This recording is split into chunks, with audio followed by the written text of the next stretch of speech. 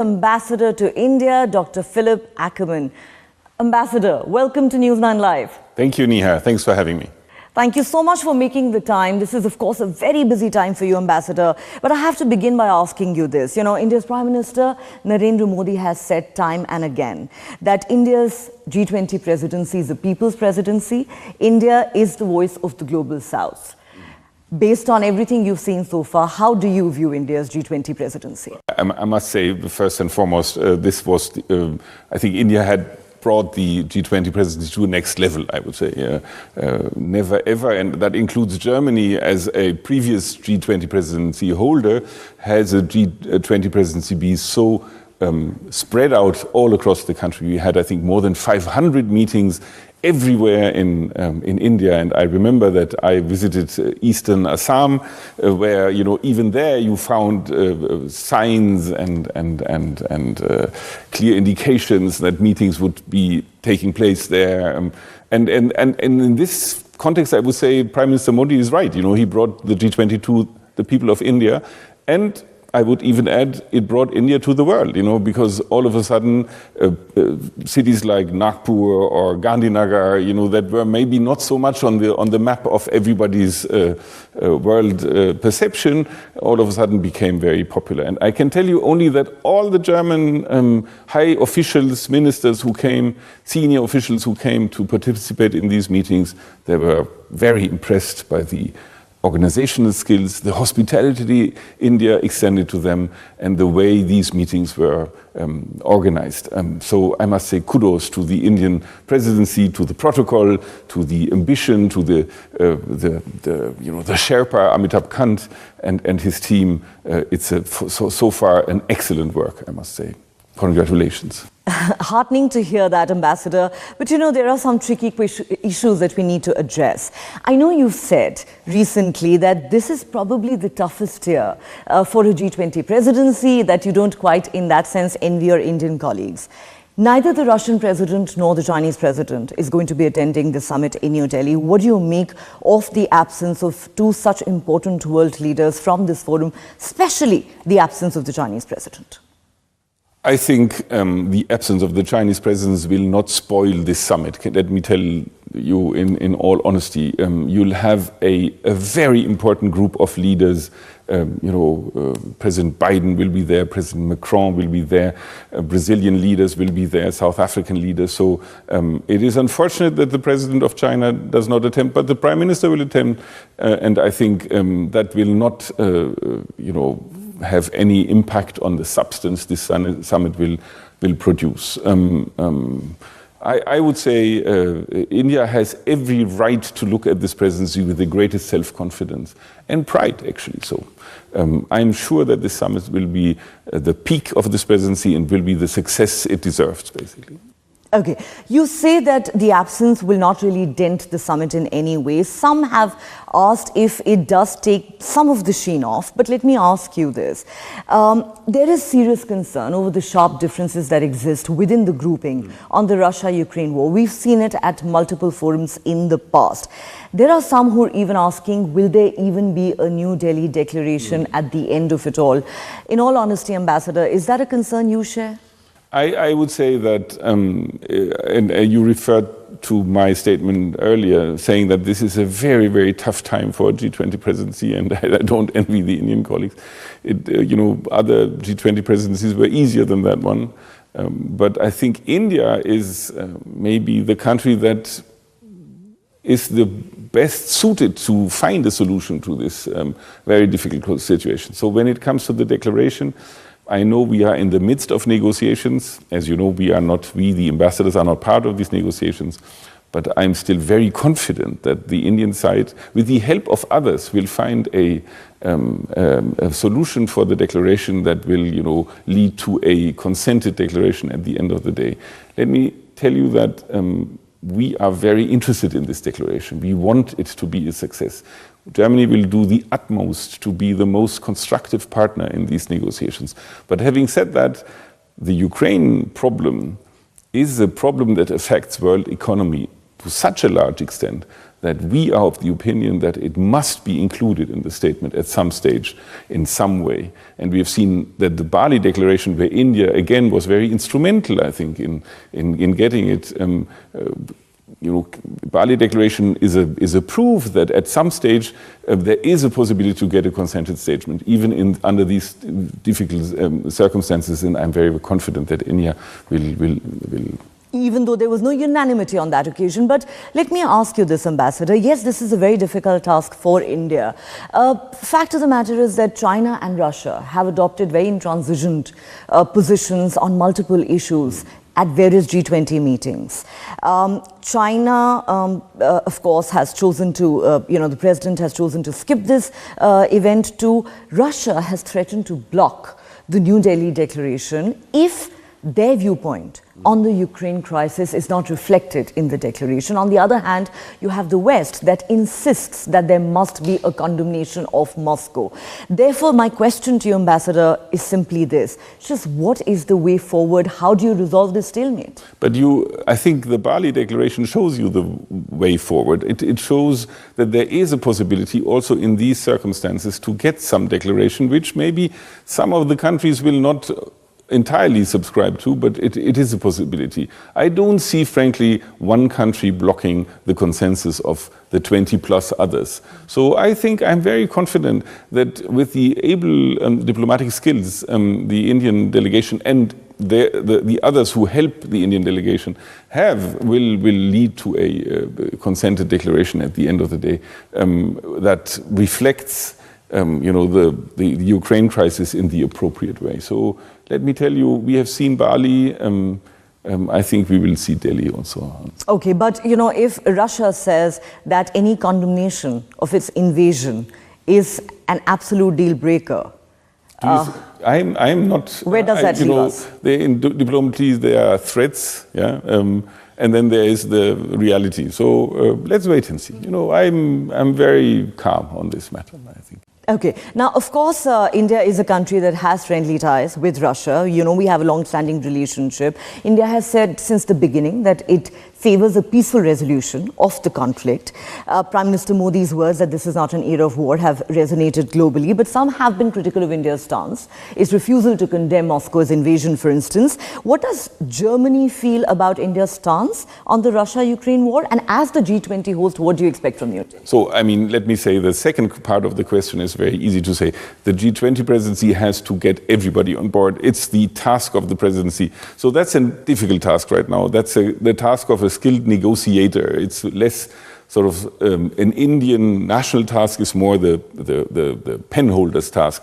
Now, with the weight of India as the one of the biggest and most important G20 countries, I think that should be possible. When it comes to India's stance to the Russia crisis, it is certainly not exactly the same than European countries would take. That's true. But we are in constant discussion with the Indian side. And as you rightly say, the Prime Minister has said it's not an era of war, and you said that they want a negotiated peace. I would even say we need a negotiated non-military peace and solution, a just peace and solution, and that's everybody's wish, basically. We don't want a never-ending war. So I think there is a certain overlap when it comes to India and the West when we look at Russia and Ukraine, and I think we have all interest to end this war as quickly as possible, this war of aggression the Russians imposed on Ukraine.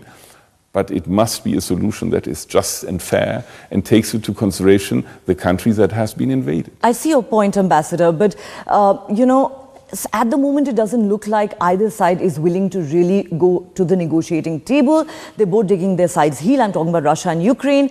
But do you believe that New Delhi could in fact use the G20 summit as an effective platform to play peace broker? Do you see that as a possibility at all during this event? I think that the G20 summit as such a sort of, it's a peak event. It's the high point of the Indian presidency. It's a very public event. I don't think that the G20 summit will be a peace forum for Ukraine. But what I do think is that India can play a very important role. But as you rightly say, we are not at the stage where people come voluntarily at a table. So this role in diplomacy has to be played very confidentially, discreetly, in a way secretly. I don't think the G20 summit is the sort of forum or the platform to develop these ideas, but I do think that India can play an important role. You know, a fact is it started as an economic forum, but geopolitics have hijacked the G20 summit. So let me ask you again, how optimistic are you, Ambassador, that there will be a positive and constructive outcome at the end of the summit and that we will in fact have a New Delhi declaration with all member states on board? So let me start by saying that, you know, what we all have learned over the last years is that geoeconomics and geopolitics are densely interwoven. You can't separate one from the other. Political steps lead to economic consequences. And what we see in Ukraine now, the shortage of fertilizer, the grain crisis we have in many African countries and in other countries too. I mean, India also is a victim of this war when it comes to fertilizer deliveries. So basically, I'm not one who says you can compartmentalize. You can say economics here, politics here. You have to see it in one basket. And that's the difficulty of this presidency. And let me say again, I think everybody now is sitting around the table and tries to find a common language. And you have in Germany and its European partners truly constructive partners in this negotiation process. We are really interested to get a statement on Sunday, and I think the chances are high. Well, let's certainly hope that this does come true, Ambassador. But if I may ask you a slightly different question. Correct me if I'm wrong, but China is Germany's largest trading partner. But given the geopolitical shifts we've seen in recent times, how do you view the challenge posed by what is described by the rest of the world as China's growing aggression, hegemony and expansionism? You are right when you say that China is, in our business sort of setup, extremely important. But you have also, or you might have heard that the German government has issued a China strategy where, you know, this problem which you were referring to is clearly addressed.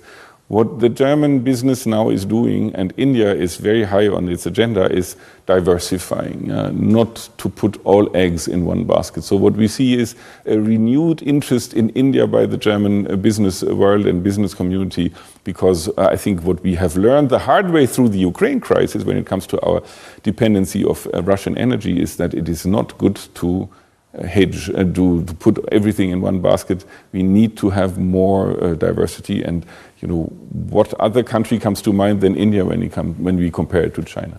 It's interesting you say that, because Prime Minister Modi very recently said that countries need to look for more resilient and inclusive supply chains.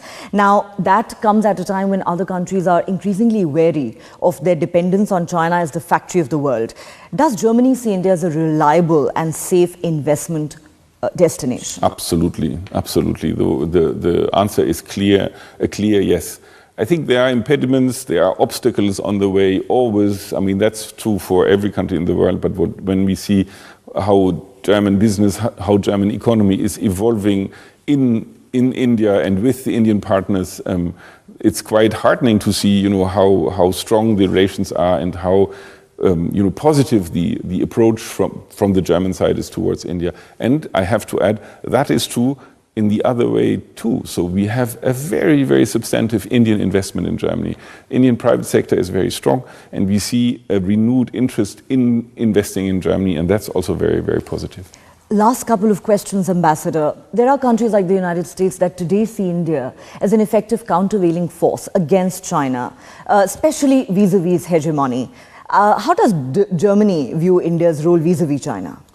We see China as the country which I described before, which is very important in economic terms. So there are, you know, areas where China is a partner, but there are areas where China is a competitor, and there are also areas where China is a rival.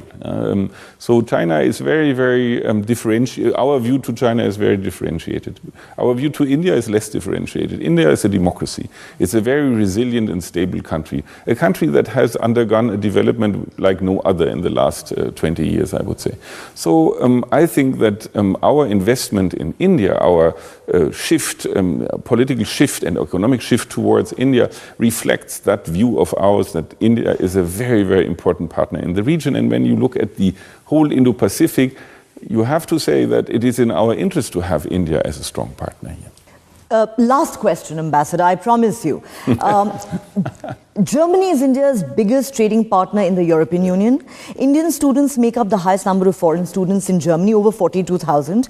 You've said Germany does see India as a very attractive market because of its robust and sustained economic growth at a time when the rest of the world is witnessing an economic slump. Having said that, would it not be correct to say, Ambassador, that for certain reasons, New Delhi-Berlin ties seem to have lagged behind, let's say, New Delhi-Paris ties, for instance? Why do you think that is the case? And going forward, are we going to see a greater effort on part of Germany to further cement this relationship, maybe invest more in India? So let me start by saying that I'm very happy that France and India have such a good relations. You know, France is our closest partner worldwide. It's not a zero-sum game. No, it's not.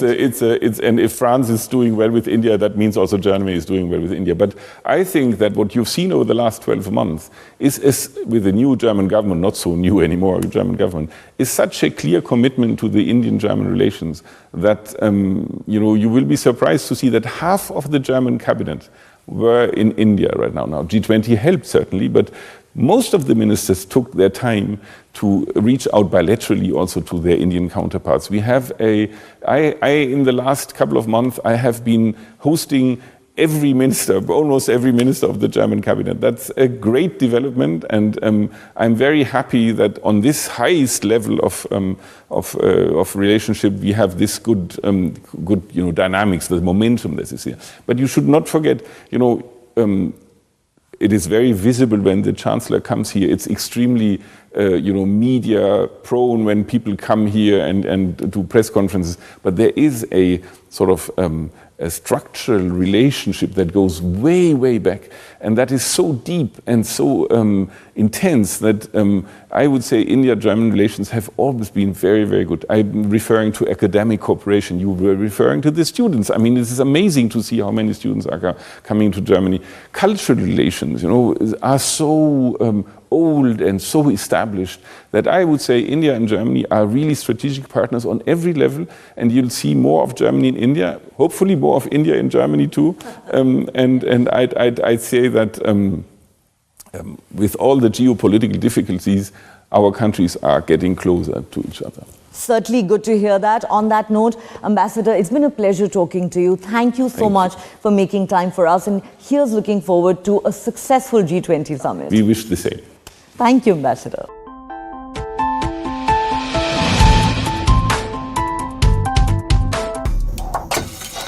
China won't let us rest easy on our borders, but they will keep flooding our markets. What does Xi Jinping really want? I think he wants the Indian market, no doubt about it.